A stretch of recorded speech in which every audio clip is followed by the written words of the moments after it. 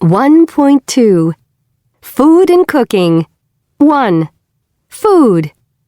Fish and seafood. 1. Crab. 7. Lobster. 5. Mussels. 2. Salmon. 6. Shrimp. 3. Squid. 4. Tuna. Meat. 11. Beef. 12. Chicken. 9. Duck. 10. Lamb. 8. Pork. Fruits and vegetables. 14. Avocado. 25. Beet. 13. Cabbage. 24. Cherries. 18. Cucumber. 20. Eggplant. 23. Grapes. 27. Green beans. 26. Lemon. 19. Mango. 15. Melon. 21. Peach.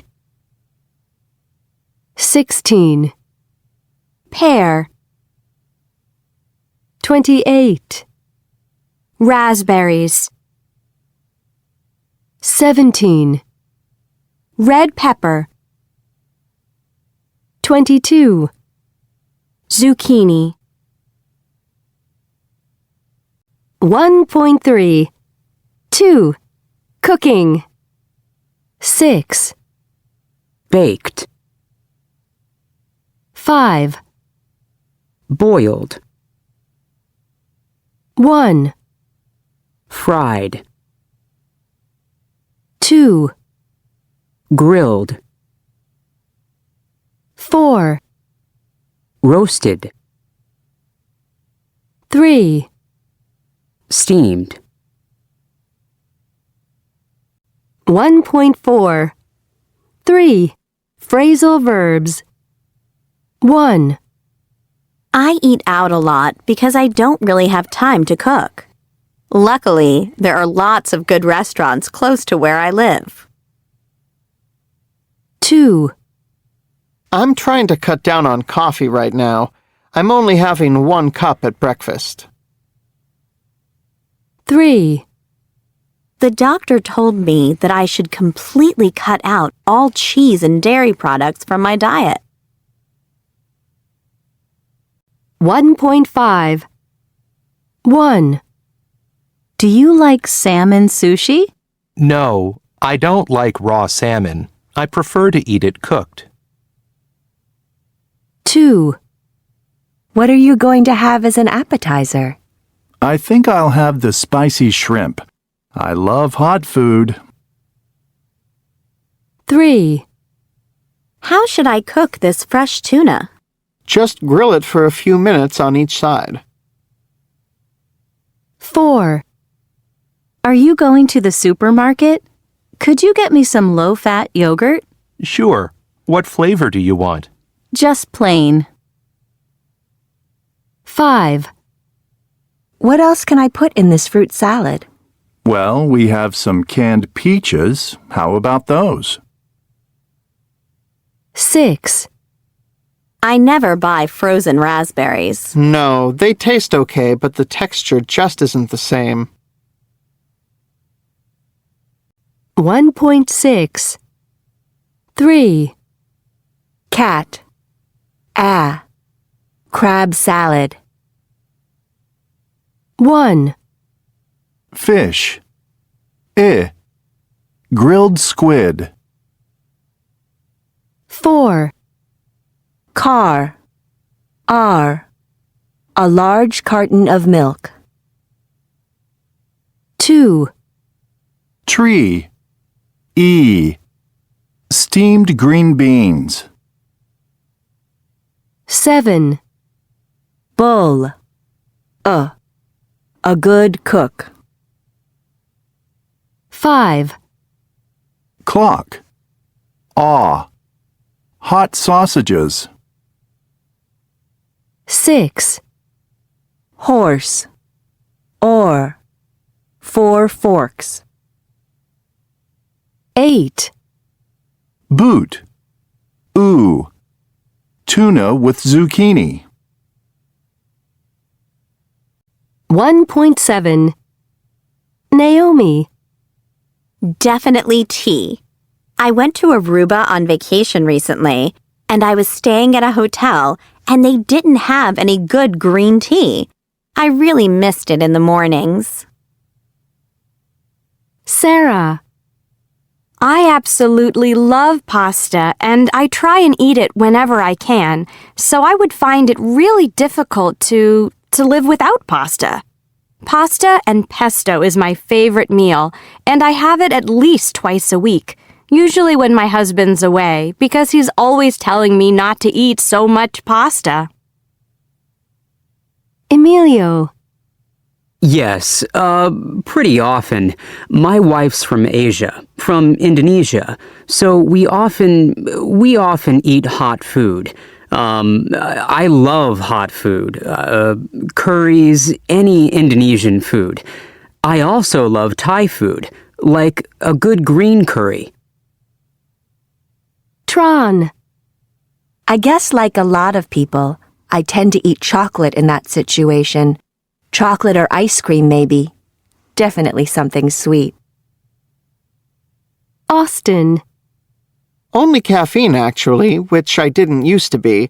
I used to drink a lot of coffee, but a few years ago I started noticing that it was affecting me pretty badly when I drank coffee. I was getting headaches, and I've never been tested for it, but I've stopped drinking caffeine in coffee, and I think I feel better. Sean. I like spicy ones, and I like them with meat, so maybe pepperoni. That's what I always end up ordering in an Italian restaurant. 1.8. Part 1. With me today I have Mariana Livaditaki, head chef of Morito Restaurant in London. Mariana, what was your favorite food when you were a child? Well, at home we ate a funny mixture, and because of my parents, fresh fish, bacon and eggs for breakfast on Sundays, and traditional apple pies. But my favourite was fish. We ate fish every day, which my dad caught. In fact, my dad still goes fishing every night. Wow. Yeah, we were really lucky because not all families could do that, could eat fish every day. Even on an island, fish is expensive, unfortunately. Did your dad catch fish for the family or for the restaurant? For both, except for lobsters. When he caught a lobster, he never sold it. It was always for us. We boiled it and ate it with lemon and olive oil. You don't need anything except lemon and olive oil when fish and seafood is really fresh. That's how I cook lobsters nowadays in the restaurant, in Morito. Were you interested in cooking when you were a child? Oh, yes. I spent every evening in our restaurant, and instead of playing with the other children, I usually helped in the kitchen. I wrote down recipes which I wanted to cook for the family in a small blue notebook. So your love of food and cooking came from your parents? From my parents and also from my aunt, and from many inspiring ladies who surrounded me when I was growing up. My aunt, Thea Kula, had animals, a garden, olive trees and grapes. In the summer, I often spent all day with her. She knew everything about wild food in Crete. She only ate what she had grown or found or made herself. Such a beautiful way to eat. Did you ever eat out as a child? Never in the evening, because our restaurant was open for dinner 7 days a week. But occasionally my mum used to buy me and my brother souvlaki for lunch, a sort of Greek sandwich with pita bread. Inside it has pork, tomato, red onion and lots of thick yogurt. 1.9 Part 2 So, did you always want to be a chef, to have your own restaurant? No, not at all. I wanted to be a psychologist. And when I was 18, I came to the UK to study at Kent University. Then I decided I didn't want to be a psychologist after all, and I went travelling for a bit. I'd saved some money at university because I worked in the evenings. I went all around Southern Europe and also to South America, to Ecuador. I tried all sorts of different dishes and fell in love with food again. So I went back to Crete and worked in our family restaurant for 2 years. Why did you come back to the UK? Well, I wanted to continue working as a chef, but I needed a bigger challenge. And when I was a student in the UK and I missed good food, I used to save money to go to London to have dinner in a restaurant called Morrow. It wasn't Greek food, but it was Mediterranean, Spanish, North African, and I loved it. So when I came back to London, I went to Morrow and I said, I want a job. And they gave me one. And what happened then? Well, really slowly, through hard work, and after 7 years, I became head chef. It was magic. And then the owners of Morrow, Samantha and Samuel Clark, suggested that I help them open Morito. How is Morito different from Moro? It's the same inspiration, and many of the dishes are similar, but because I run the kitchen, I have been able to have more Cretan dishes on the menu, dishes from my childhood. This week, for example, I'm making dakos, a Cretan salad made with fresh goat's cheese, tomato and bread. Do you go back to Crete much? Yes, I go to Crete maybe 4 or 5 times a year. My family's restaurant is closed now, but I go out for lunch with my friends, the people I miss when I'm in London. Food comes and we share everything. We always order too much, and by the end of it, we feel incredibly full. Well, Mariana, it's been great talking with you, and thanks for coming in. Thank you very much for having me. 1.10 1. You don't need anything except lemon and olive oil when fish and seafood is really fresh. 2. This week, for example, I'm making dakos, a Cretan salad. 3. I go to Crete maybe 4 or 5 times a year. 1.11 1. I live in New York. She works in a restaurant. We don't eat meat. Jack doesn't wear glasses. Where do you live? Does the supermarket open on Sundays? 2. She usually has cereal for breakfast. I'm never late for work. We only eat out about once a month. 1.12 Is your sister still going out with Adam? No, they broke up. She isn't going out with anyone now. The phone's ringing. Can you answer it? House prices are going up very fast right now. 1.13 What are you looking for? My car keys.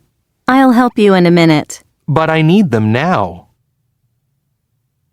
What are you cooking? It smells delicious. I'm making pasta. Great! I love pasta. 1.14 The modern family. Family life is changing all over the world, and it's not just the structure of the family, but also its habits. The results of several recent American surveys showed some surprising statistics. Family structure. 69% of families have married parents. 23% are single-parent families. Only 4% of the single parents are men. 21% of families have one child, 41% have two, and 38% have three or more. 40% of families have stepchildren. On average, women get married at 27 and men at 29. Family habits. 40% of families eat together fewer than 3 times a week, and 10% never eat at the same time. They go on vacation together as a family 7 days a year. An estimated 5% of people have brothers or sisters who they never speak to or contact. 60% of parents say chores, discipline, and family activities are shared equally in homes with 2 full-time working parents. The average family has 6 arguments each day, and the most common cause is children refusing to clean their messy bedrooms or complaining about food. 1.15 1. So what are you going to do next year, Adam? Are you going to go to college? Adam? Can you hear me? Sorry, Grandma. What did you say? I said, are you going to go to college next year? No, Grandma. I've already told you like 100 times. I'm not going to go to college.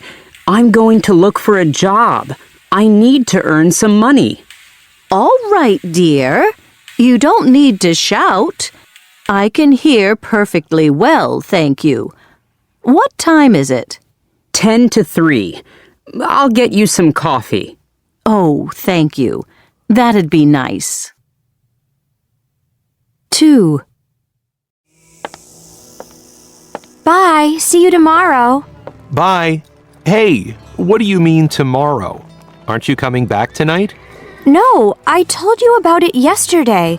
I'm going to a party at Katie's. I'm staying overnight there. Who else is going? Oh, just the usual crowd. You don't know any of them. Well, make sure you don't go to bed too late. And don't forget to... Bye. Where's your coat? You can't go out like that. It's going to be cold tonight. Bye. 3. Can I use your car tonight? No, you can't. You said you didn't need it. Why can't I borrow it? Because you won't take care of it. You'll drive too fast. I won't. I promise. I'll drive really slowly. I'll be really careful. Oh, all right. Thanks. See you.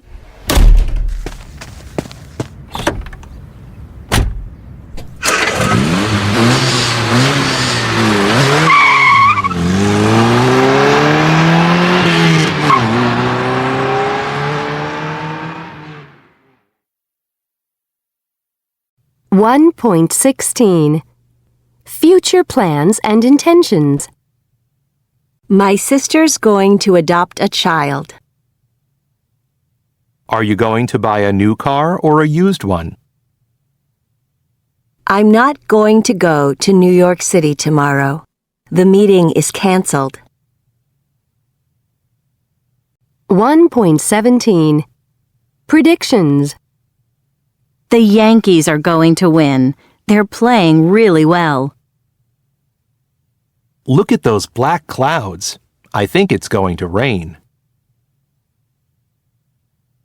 1.18 Future arrangements. Lorna and James are getting married in October. We're meeting at 10 o'clock tomorrow in Jack's office. Jane's leaving on Friday and coming back next Tuesday. 1.19 Instant decisions, promises, offers, predictions, future facts. I'll have the steak. I won't tell anybody where you are. I'll carry that bag for you. You'll love New York City. I'll be home all afternoon. 1.20. I'm going to look for a job. 1.21. 1. My sister's having a baby in April. 2. Is anyone in your family buying a car? 3. Are you going to see your parents on the weekend? 4. Do you think you'll live at home next year? 1.22. Personality. 1. What are they like? 1. Selfish people think about themselves and not about other people. 2. Spoiled children are rude and behave badly because they are given everything they want. 3. Mature people behave like adults.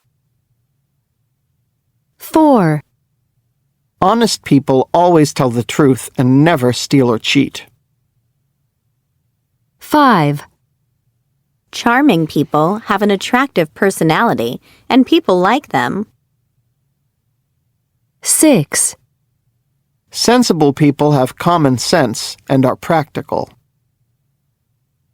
7. Sociable people are friendly and enjoy being with other people. 8. Anxious people are often worried or stressed. 9. Imaginative people have a good imagination. 10. Independent people like doing things on their own without help. 11. Bossy people like telling other people what to do. 12. Insecure people are not confident about themselves. 13. Sensitive people can be easily hurt or offended. 14. Stubborn people never change their opinion or attitude about something. 15.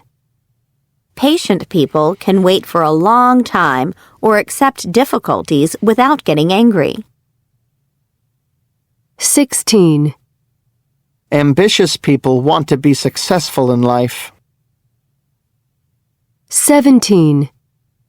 Reliable people are ones who you can trust or depend on. 18. Self-confident people are sure of themselves and their abilities. 19. Rebellious people don't like obeying rules. 20. Moody people have moods that change quickly and often. 21. Competitive people always want to win. 22. Affectionate people show that they love or like other people very much. 1.23. 2. Negative prefixes. Dis. Unambitious. Unclean. Unfriendly. Dishonest. Unimaginative. Unkind. Disorganized. Unreliable. Unselfish. Unsociable. INIMIR. Immature. Impatient. Irresponsible. Insensitive. 1.24. 1. Anxious. ambitious, generous, rebellious. 2. Sociable, reliable. 3. Responsible, sensible. 4. Competitive, talkative, sensitive. 5. Unfriendly, insecure, impatient, immature. 1.25. Well, I can remember one terrible thing I did to my brother when we were teenagers. I have a twin brother. So we used to fight and argue a lot as kids and teenagers. And one time when we were about 15, we were fighting, arguing. We shared a bedroom, so we were in our room, fighting each other. And I accidentally stabbed him in the hand with a pen that I was holding in my hand. And it was a total accident, and I was holding it, and I was kind of threatening him, but I didn't really mean to stab him, obviously, but I did. And I was absolutely horrified at what I'd done. And of course, my brother, he looked down at his hand with this blood coming out from where I'd stabbed him, and he looked up at me and he said, "I'm going to tell Mom," which sort of made me laugh because, we were both 15 at the time, and it was a very childish thing to say. And he ran downstairs to tell our mom, and I was absolutely terrified that she was going to be really angry with me, which she was, of course. But, he was fine. By the way, it was a very small wound. He didn't have to go to the hospital or anything. It was absolutely fine. But, he still... Now, this is, we're in our late 40s now, so this is 30 years ago, but he still sometimes tells people, when we meet them, about when I stabbed him. But yeah, it wasn't a very nice thing to do to him. Well, my sister was 4 years older than me. She still is, actually. I remember once when I was about 10 years old, I had a pet, a bird. It was a small green parrot named Charlie, and I really loved him. He lived in a cage, but I sometimes let him out to fly around the house, so he could have some freedom. And one day, I was in my bedroom, and I let him out, but then something happened. I can't remember what, and I forgot about him for a while. And then suddenly I couldn't see him anymore. And well, I looked everywhere for him. I looked all over the house, and I couldn't find him anywhere. Oh, I cried, and I cried, because I was sure that he had flown out of the window. And my parents started to help me because they felt awful about it as well. And just when I was completely hysterical, my sister admitted that, in reality, she had hidden him. She had shut him inside a cupboard. Can you believe that? Well, she opened the cupboard, and poor Charlie was there. He was so frightened. But we were all really relieved to find him. My sister was so horrible that day. Of course, now we get along really well, but I still remember what she did to poor Charlie. And sometimes when she comes to see me, I hide her car keys or her purse or something just to remind her of it. Is that bad? 1.26. My name's Jenny Zielinski, and New York is my city. I live here, and I work for a magazine, New York 24/7. My name's Rob Walker. I'm a writer on New York 24/7. You can probably tell from my accent that I'm not actually from New York. I'm British, and I came over to the States a few months ago. I met Rob in London when I was visiting the UK on a work trip. He was writing for the London edition of 24/7. We got along well right away. I really liked him. So, why am I in New York? Because of Jenny, of course. When they gave me the opportunity to work here for a month, I took it immediately. It gave us the chance to get to know each other better. When they offered me a permanent job, I couldn't believe it. I helped Rob find an apartment, and now here we are, together in New York. I'm so happy. I just hope Rob's happy here too. I really loved living in London. A lot of my friends and family are there, so of course I still miss it. But New York's a fantastic city. I've got a great job, and Jenny's here too. Things are changing pretty fast in the office. We have a new boss, Don Taylor. And things are changing in my personal life too. This evening's kind of important. I'm taking Rob to meet my parents for the very first time. I just hope it goes well.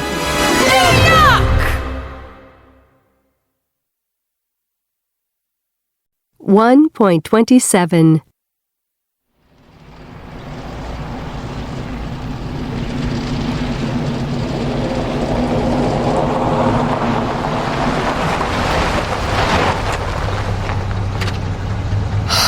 I can't believe we got here so late. I'm sorry, Jenny. I had to finish that article for Dawn. Don't forget the chocolates. Okay. Oh no! I don't believe it. Don't tell me you forgot them. I think they're still on my desk. You're kidding. You know what my desk's like. Yeah, it's a complete mess. Why don't you ever tidy it?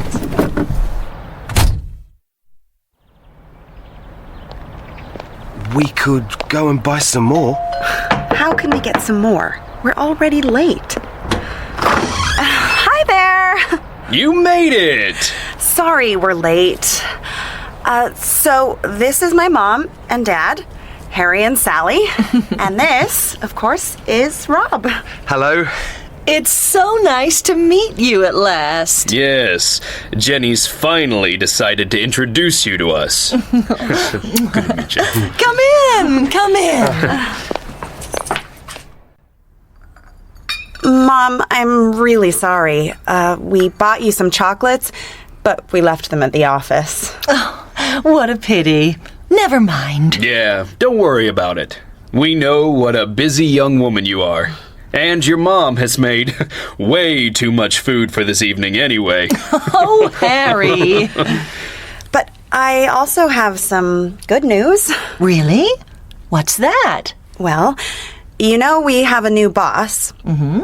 He's still new to the job and needs support. So today, he made me the managing editor of the magazine. So you've got a promotion. How fantastic. That's great news. Hey, does that mean Jenny's going to be your boss, Rob? Yes, I guess so. Well, not exactly. I'm a manager, but I'm not Rob's manager. Let's go and have dinner. What a great idea.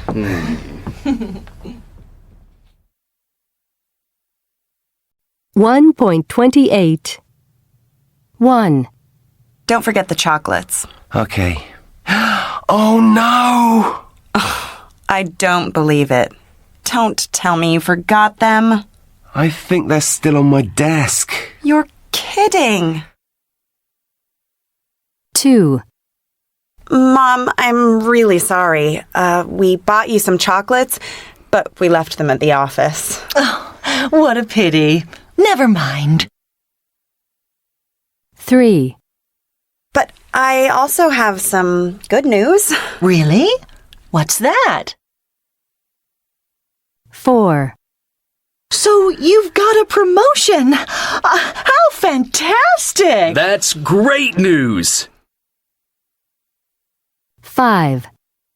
Let's go and have dinner. What a great idea. 1.29. You're kidding. I don't believe it. Really? How fantastic! That's great news! What a great idea! Oh no! What a pity. Never mind.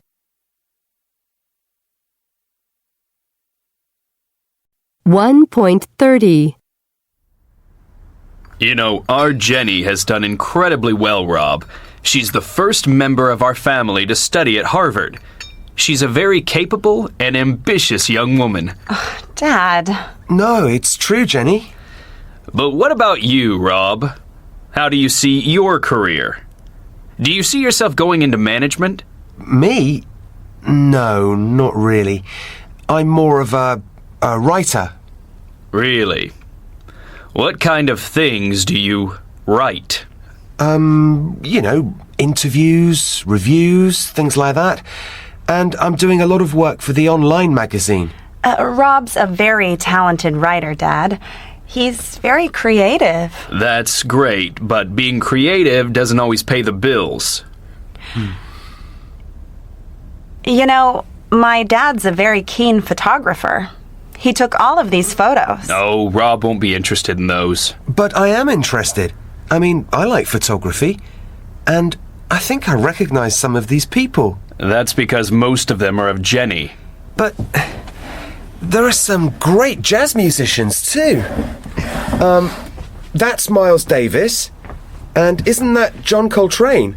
And that's Wynton Marsalis. You know about Wynton Marsalis? Know about him? I've interviewed him. How incredible! I love that guy. He's a hero of mine. Well, he's a really nice guy. I spent a whole day with him, chatting and watching him rehearse. Really? I want to hear all about it. Have a cookie, Rob. Go ahead, son. Sally makes the best cookies in New York. $1.31. 1. How do you see your career? 2. Not really. I'm more of a writer.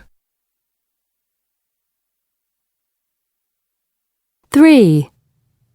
You know, interviews, reviews, things like that.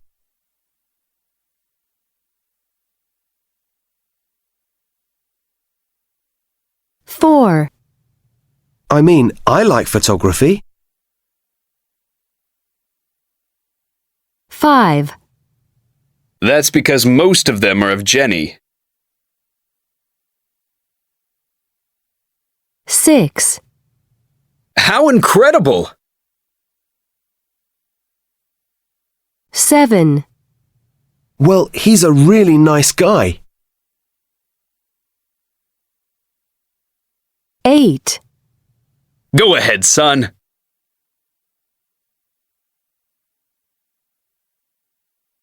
2.1. Money. 1. Verbs. 1. I'm going to inherit $5,000. 2. I save money every week. 3. He promised to lend me $50. 4. I need to borrow $20 from my mom. 5. I often waste money. 6. I can't afford to buy that car. 7. The mechanic charges me $400. 8. They cost $200. 9. I owe Jim $100. 10. I want to invest some money. 11. I earn $1,800 a month. 12. My house is worth about $350,000. 13. We want to raise money for the new hospital. 2.2. 2. Prepositions. 1. Would you like to pay cash or by credit card? 2. I paid for the dinner last night. 3. I spent $100 on books yesterday. 4. My uncle invested all his money in real estate. 5. I don't like lending money to friends. 6. I borrowed a lot of money from the bank. 7. They charged me $120 for a haircut. 8. I never get into debt. I hate owing people money. 2.3. 3. Nouns. 1. Bill. 2. Salary. 3. Tax. 4. Loan. 5. Budget. 6. Mortgage. 7. Contactless payment. 8. Insurance. 2.4. 4. Phrasal verbs. 1. I took out $200 from an ATM. 2. When can you pay me back the money I lent you? 3. I have to live off my parents while I'm in college. 4. It's difficult for me and my wife to live on only one salary. 2.5. Up. Done. From. Money. Nothing. Some. One. Clock. Borrow. Contactless. Dollar. Honest. Promise. Shopping. Phone. Close. Go. Loan. Sold. 2.6. Afford. Mortgage. Order. Work. Organized. Store. Worth. 2.7. 1. Let's go shopping for clothes. 2. Can I borrow some money? 3. He won $1 million. 4. I've done nothing wrong. 5. They can't afford to pay the mortgage. 6. I work in a store. 2.8. I haven't seen those sneakers before. Are they new? Yes, I bought them today. Do you like them? They're okay. How much did they cost? Oh, not much. They were a bargain. Under $100. You mean $99.99. That isn't cheap for a pair of sneakers. Anyway, we can't afford to buy new clothes right now. Why not? Have you seen this? No, what is it? The electricity bill. It came this morning. And we haven't paid the house insurance yet. Well, what about the iPad you bought last week? What about it? You didn't need a new one. The old one worked just fine. but I needed the new model. Well, I needed some new sneakers. 2.9. 1. Past experiences. I've inherited some money, but I haven't spent it. Sally has never met Bill's ex-wife. Have you ever lost your credit card? 2. With yet and already. I've already seen this movie twice. Can't we watch another one? My brother hasn't found a new job yet. He's still looking. Have you finished your homework yet? No, not yet. 2.10. They got married last year. I didn't have time to do my homework. What time did you wake up this morning? 2.11. I've been to Miami twice. I went there in 2010 and 2016. I've bought a new computer. I bought it last Saturday. 2.12.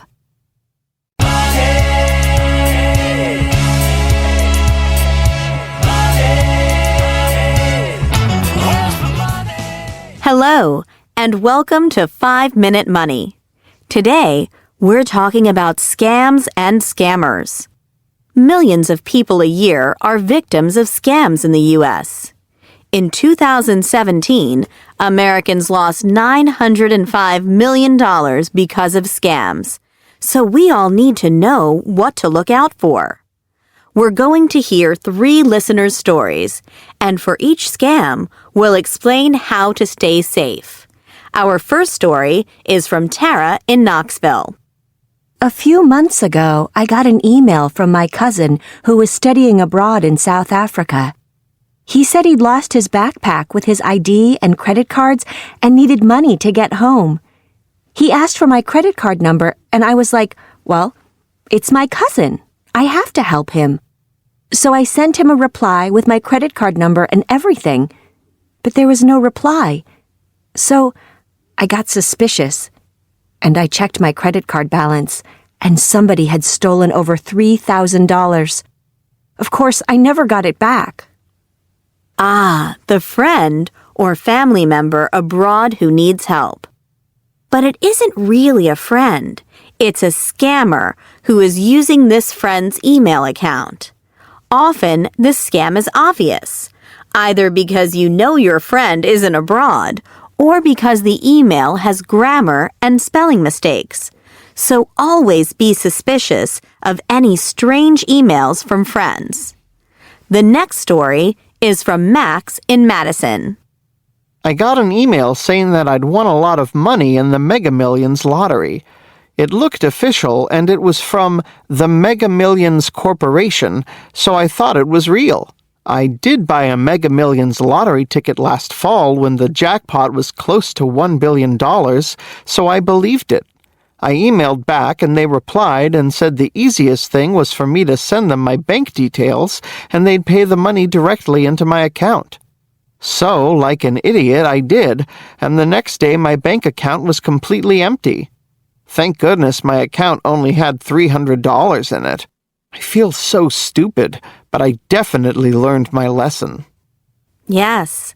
So again, never believe an email or message saying you've won a lottery, especially if you've never bought a ticket. Our last story is from Zeke in Hartford. It was a Saturday morning, and I'd just gotten back from the gym. The phone rang, and a woman said she was from Citibank's security division. She said the bank was conducting its regular account verification process and that I needed to verify my credit card number and some other information. I thought it was weird that the bank was calling on a Saturday morning, but she was so nice and polite, so I gave her all my credit card information. A few days later, I tried to use my credit card and it was declined. I called the Citibank customer hotline, and the bank representative said that my credit card was deactivated because of suspicious charges. The representative told me that Citibank never calls its customers to verify credit card information. Thank goodness I wasn't responsible for any of the suspicious charges, so I didn't lose any money. It's natural to cooperate if you think your bank is calling you, but your bank will never ask you on the phone to verify your account details. If you get suspicious, just hang up, wait 10 minutes, and then call your bank to check if it really was them. So, what's the most important thing to remember if you don't want to be the victim of a scam? Be very suspicious of strange emails from friends or from someone saying that you've won a prize, and the same for phone calls from your bank. And above all, never, never give your bank account or credit card numbers to anybody, either in an email or on the phone, unless you are 100% sure who they really are.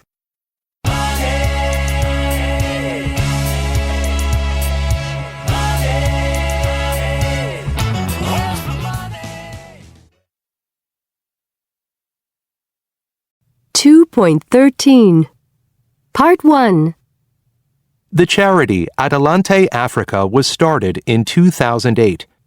That summer, a group of Spanish and British tourists had traveled to Uganda on safari to see the mountain gorillas. Halfway through the trip, in a small rural village called Igayaza, the truck they were traveling in broke down. While a mechanic repaired the truck, the group took shelter in a nearby building. It was a school for orphans, children without parents, but it was in terrible shape. The walls were falling down, the blackboards were broken, and there weren't many desks. But the children were wonderful, very bright and friendly. One of the tourists was a school teacher, and she started teaching them English songs. She was amazed at how quickly they learned. When they left, they asked the principal how they could help, and he said, "What we need is a new school." When the tourists arrived home from their vacation, they decided to set up a charity to raise money to rebuild the school. 2 years later, on March 14, 2010, the new school opened with 75 children, and since then, Adelante Africa hasn't stopped. 2.14 Part 2 I'm with Jane Cadwallader, the secretary of Adelante Africa. Hello. Hi, Jane. How long have you been working with Adelante Africa? Well, for over 10 years now, since the beginning.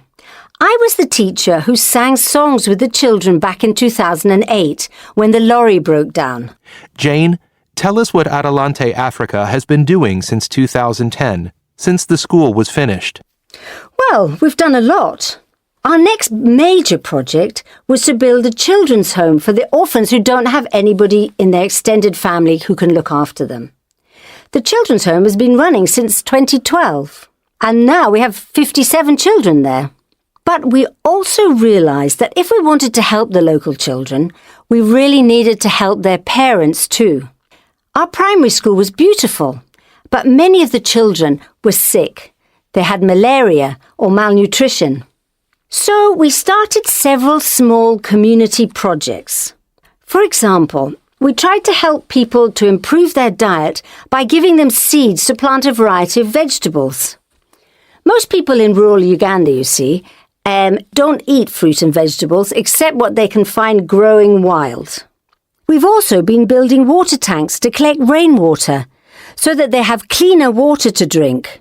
And they don't have to walk the long distances to the nearest river. And we've started a small factory to make sunflower oil, which has helped local farmers and also given some jobs to local people. Sunflower oil is much healthier than the palm oil that most people were using before, so really we've helped the whole community with this. And are any of your new projects related to education? Absolutely. In 2011, we started a FAL group in Igayaza. FAL stands for Functional Adult Literacy. So these are classes to teach adults, mainly women, to read and write and to speak English, which is the official language in Uganda. Since then, we've started 11 more FAL groups in other nearby villages. And our other big project is that we've just built a secondary school so that children from our primary school and the other local children can get a good secondary education. We're very proud of it. It's not quite finished yet, though. We need to raise more money in order to finish all the buildings. And are all the volunteers, the people who work with you, from Britain and Spain? No, not at all. There are a few of us from Europe who visit regularly, but the people who make it all possible are the Ugandan volunteers. Without them, we couldn't do anything. In the future, we hope that all the projects will be run by them. And can you tell me about some of the children, some individual cases? Let me think. I know a good example. John Musée. He's a boy, an orphan, who was at the primary school when the lorry broke down. He was very bright, and when he finished primary in the new school, he got very good grades, and we sponsored him to go to secondary school. He worked very hard there as well and did very well. And now he's in the last year of nursing at a good nursing college. And I also have to tell you about baby Rose. She was brought to our children's home with her brother. They were living alone in a hut with their mother who was dying of AIDS. When they arrived, Rose was a year old. She was suffering from malnutrition and weighed only 5 kilos. Her little legs were so thin that we thought she'd never walk. And she never ever smiled. Now, 1 year later, she's running around laughing and smiling.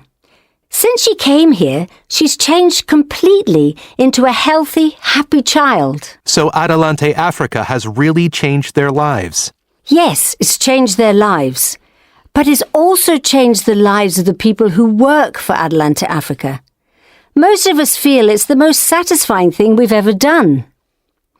Have a look at the photos and videos on our website. It's www.adelanteafrica.org. Maybe it will change your life too. 2.15 1. Jane, how long have you been working with Adelante Africa? 2. Tell us what Adelante Africa has been doing since 2010. 3. The children's home has been running since 2012. 4. We've also been building water tanks to collect rainwater.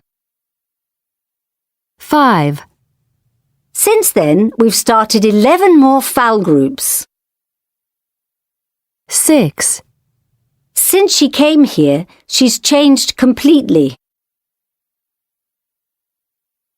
2.16 They've known each other for 10 years.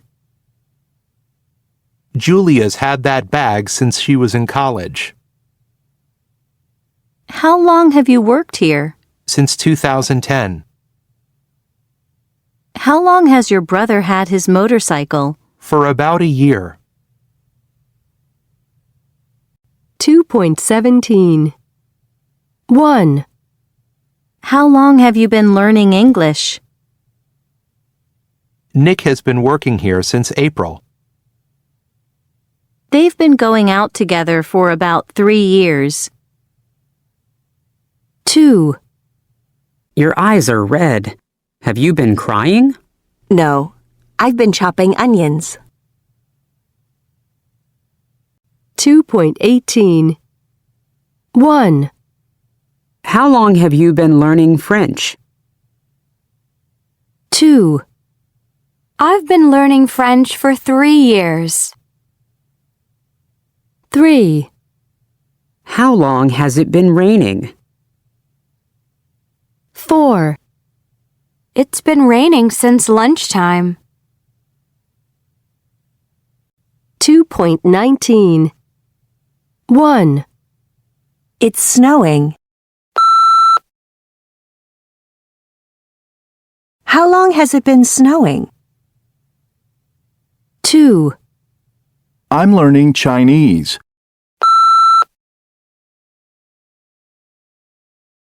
How long have you been learning Chinese? 3. Jesse is working in Argentina.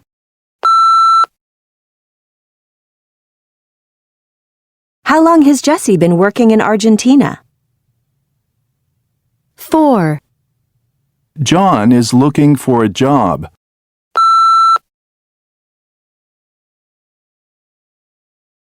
How long has John been looking for a job? 5. They're living with Maria's parents.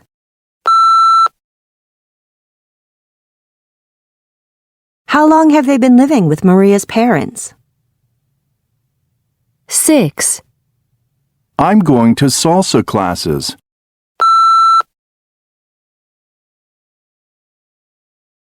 How long have you been going to salsa classes?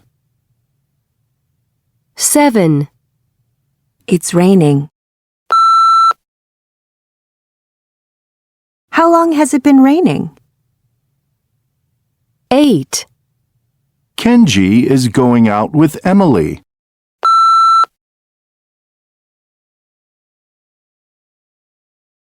How long has Kenji been going out with Emily? 2.20. 1. Was Lisa's father angry about the car accident? Yes, he was furious.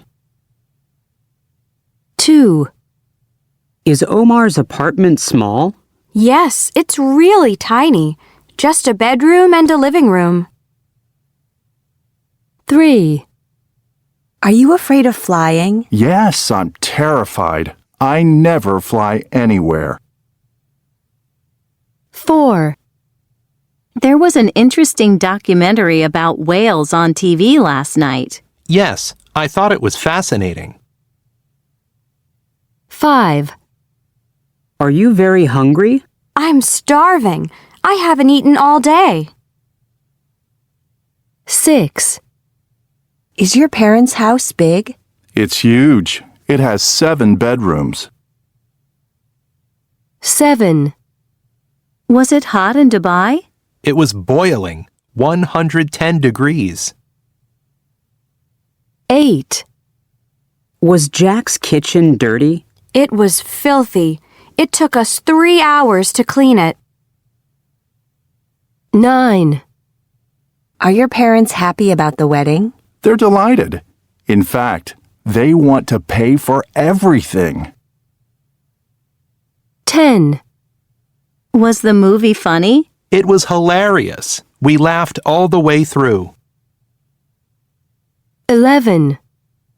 Are you sure you locked the door? I'm positive. I remember turning the key. 12. Were you surprised to hear that Tyler and Kimiko have broken up? I was absolutely amazed. I never thought it would happen. 2.21. 1. What do you eat to cheer yourself up when you're feeling sad? I love roast potatoes, baked potatoes. They're warm, buttery, nice olive oil. They make me feel good. Does it make you feel better? Yeah, usually it does. I think they're quite refreshing, warm. When you're feeling down, I think they're the perfect remedy. 2. How often do you eat out?